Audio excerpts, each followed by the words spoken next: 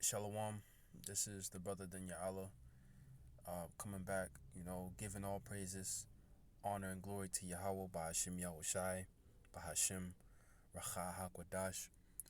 Double honors to the elders and apostles, a great millstone, who labor, in this in the truth, all right, to feed, the flock of the Lord who taught us, all the things that we know, all right, and who rule well. Double honors to them, and shalom to the hopeful elect, the brothers and sisters that listen and take heed and believe in this truth and believe in the names of the Lord and His Son. To you I say shalom. And basically this lesson is just gonna be on, love. Okay. I guess I'll title it True Love, right? You watch the, different movies that they play in the world, the Disney movies with the princesses and and True Love and Cinderella and all these different things, man, which is a false perception of what love is. People think that love is just it's a feeling, all right. It's a deep feeling, you know. It's a feeling, when love essentially is keeping the commandments, man. Okay, the commandments of Yahweh Ba'ashem Yahushai that He gave unto us, the Israelites, the so-called Negroes, Latinos, and Native Americans. So what I'm gonna start off with is, how does the world perceive love? Because Salakia, I'm actually gonna start off with Romans chapter 12, because when we come into this truth and the understanding, we put off, what we thought was really, we throw out everything we thought we knew was right. All right. We throw out everything we thought we knew was right, from what we were eating, from, how we were, taught to look at the world and understand things. All right. But coming back into the truth, we get the true understanding of things, okay? What things actually are, reality instead of fantasy. All right, so let's go ahead and get it. This is Romans chapter 12. I'm going to start at verse 1. The point is in 2.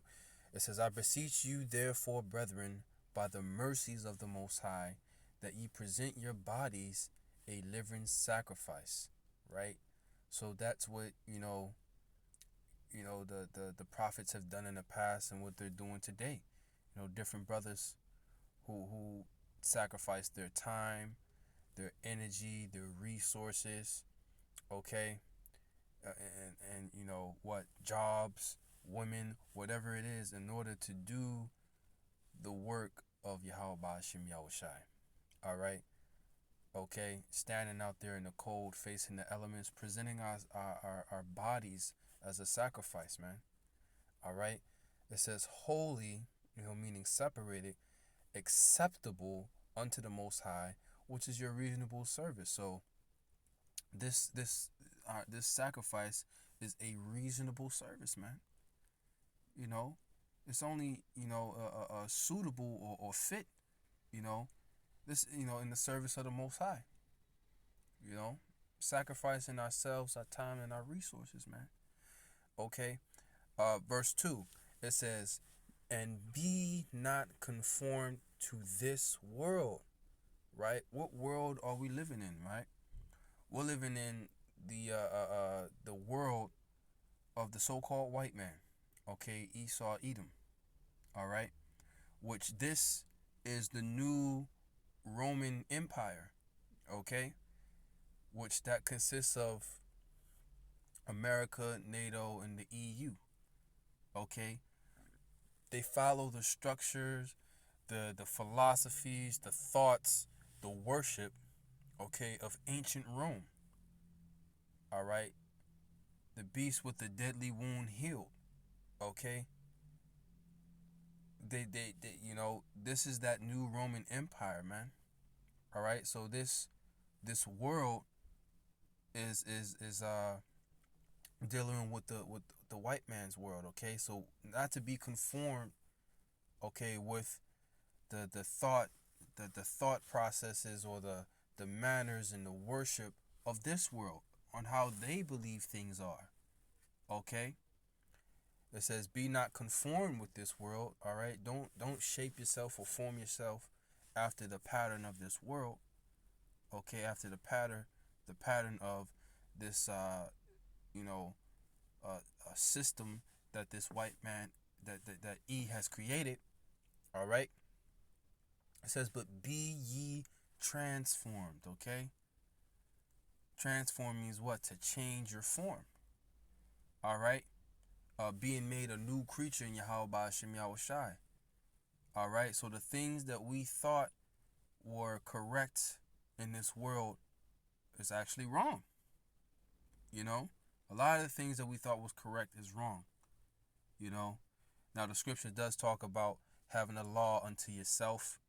All right, where our people not knowing the scriptures per se, but in their spirit they keep the laws, certain laws of the Most High.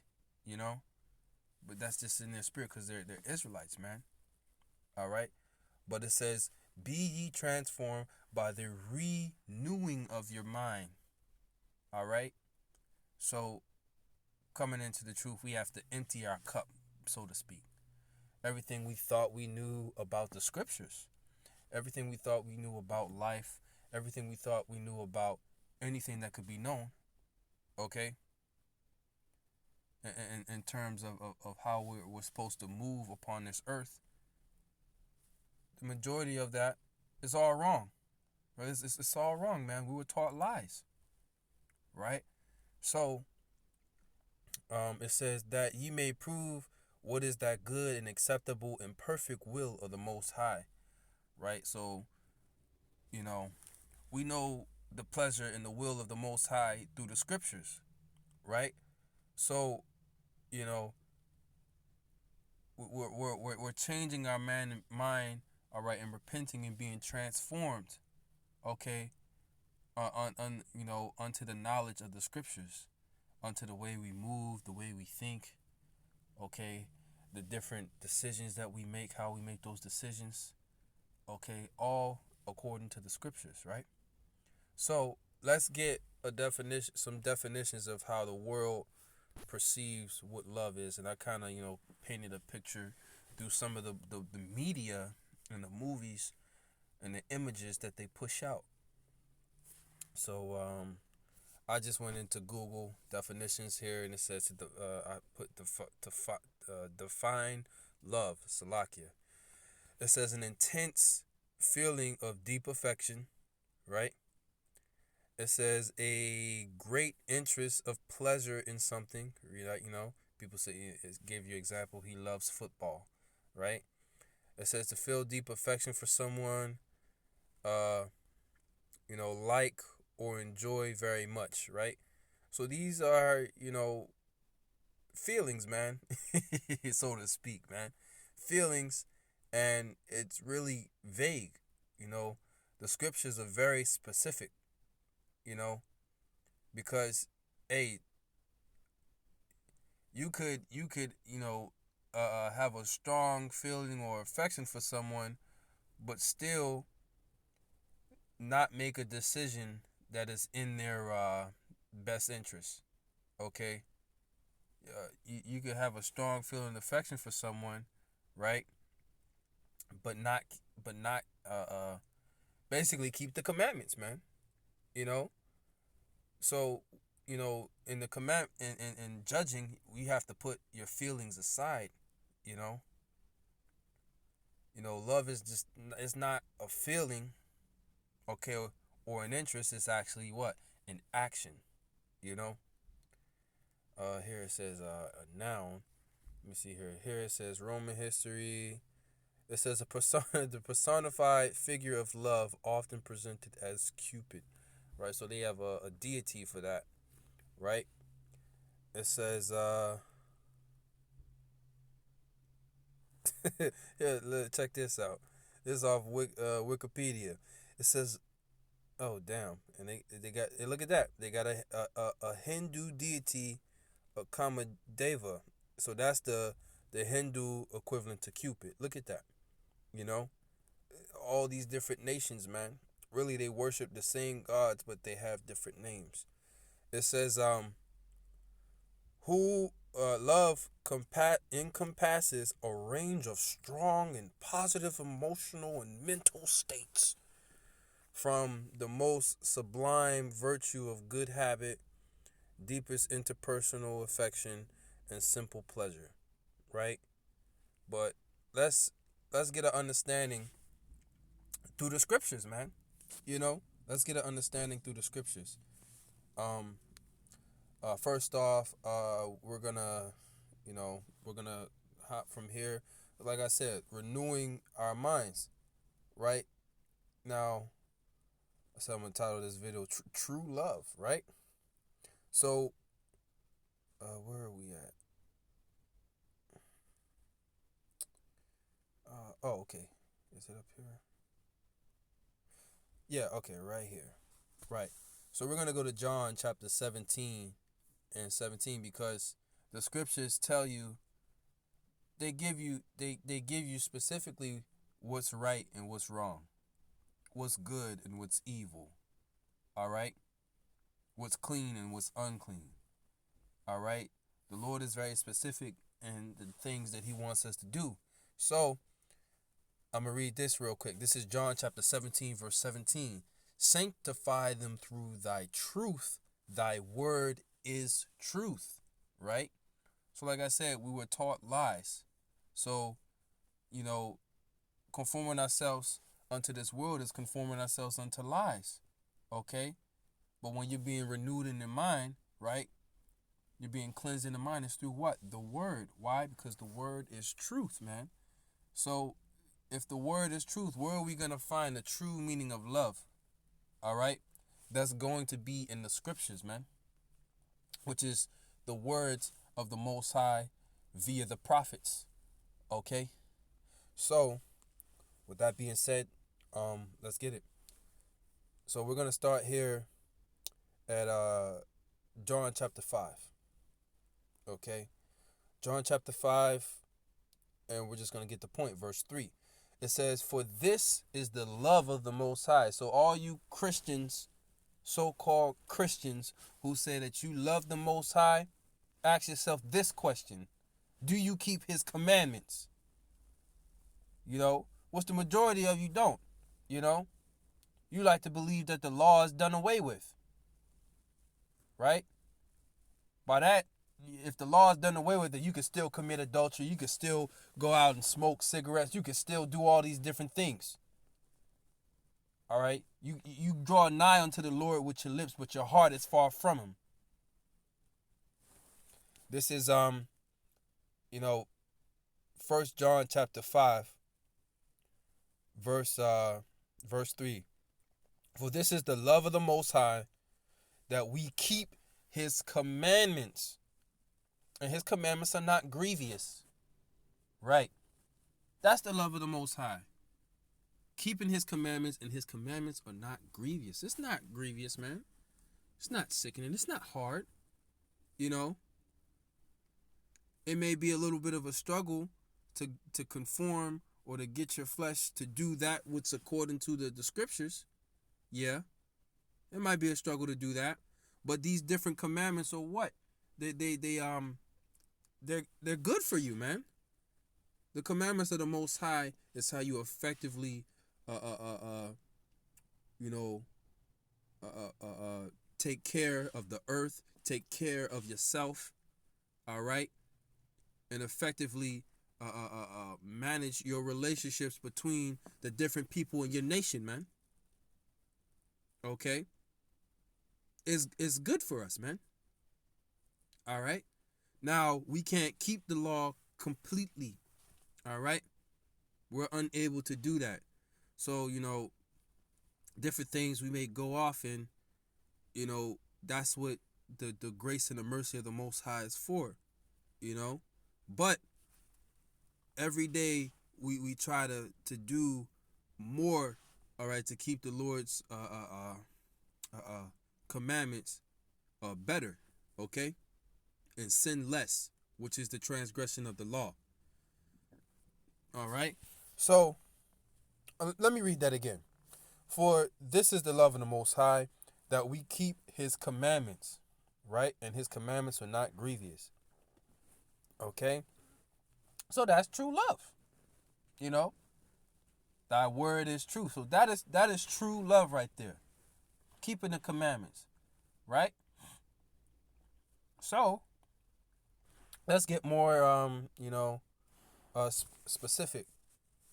So like, let me grab this scripture right here too. I got John chapter 14 and verse 15. It says, and this is Yahweh Shai speaking, the Lord. All right. If ye love me, keep my commandments, right? Now, the Lord didn't come back to you know, to do away with the law, okay? And even in that time, with the wicked scribes and Pharisees, there was all about the law. What did he tell his disciples? Do as they do, do as they say, but not as they do. He also said to beware of the leaven of the Pharisees, which is hypocrisy, man. So they pretend like they're all holy and lawful and they do everything according to the law, but they don't, right? So the Lord didn't come to do away with the law, and that may be another video, but He came to fulfill it, man. Right? Also, let me grab this real quick. If you love me, keep my commandments. Let me grab this. This is gonna be in Salaki. This is gonna be in Matthew's chapter 22. I believe it's 22.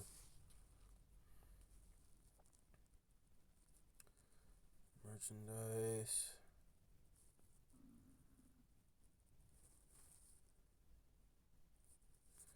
It's lawful to give tribute.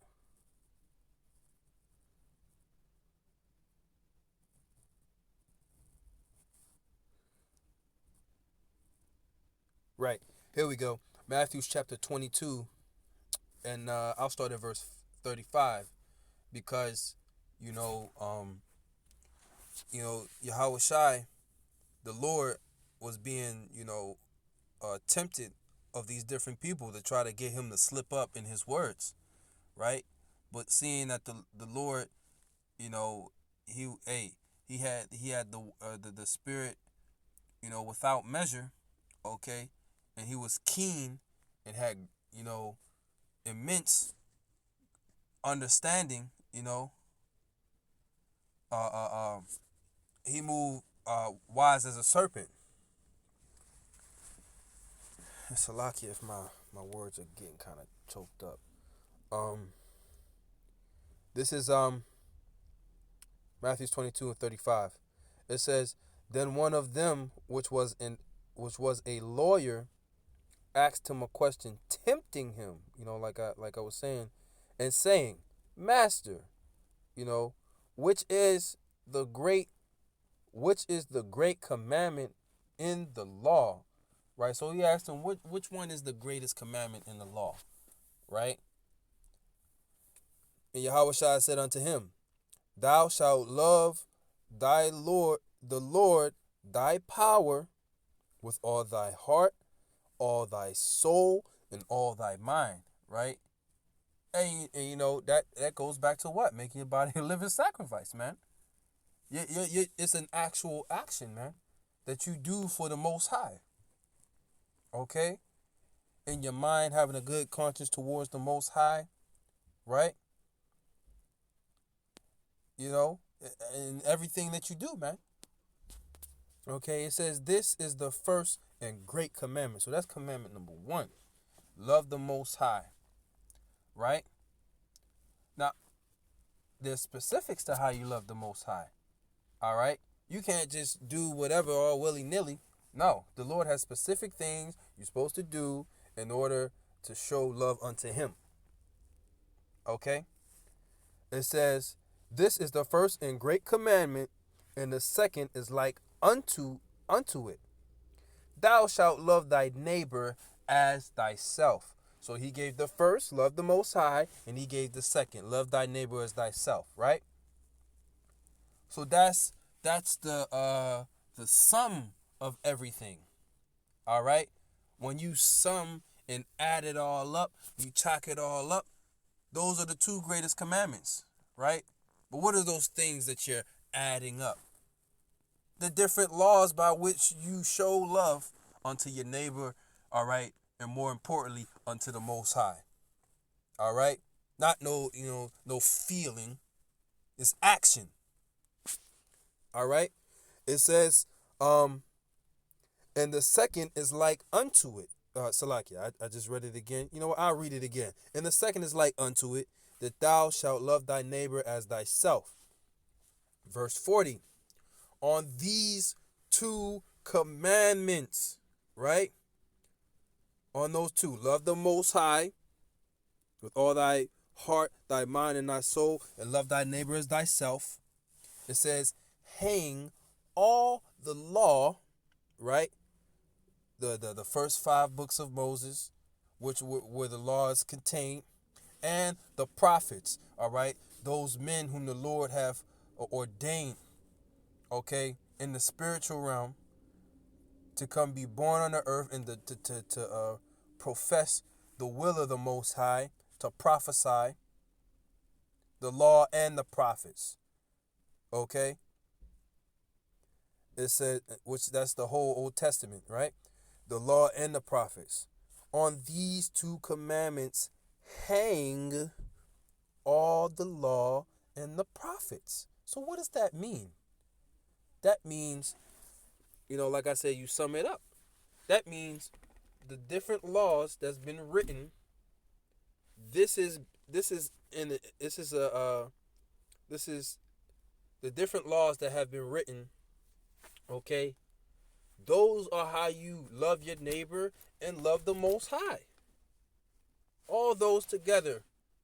Okay. That and you know what? Let me just go ahead and get the next scripture. This is Romans chapter 13, because now it gets real specific, man.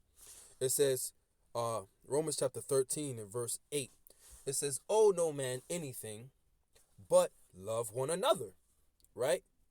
For he that loveth another hath fulfilled the law. So there's laws that you abide by to show love unto your brother. Okay? It says, for this thou shalt not commit adultery. What's adultery? Laying with another man's woman, another man's wife.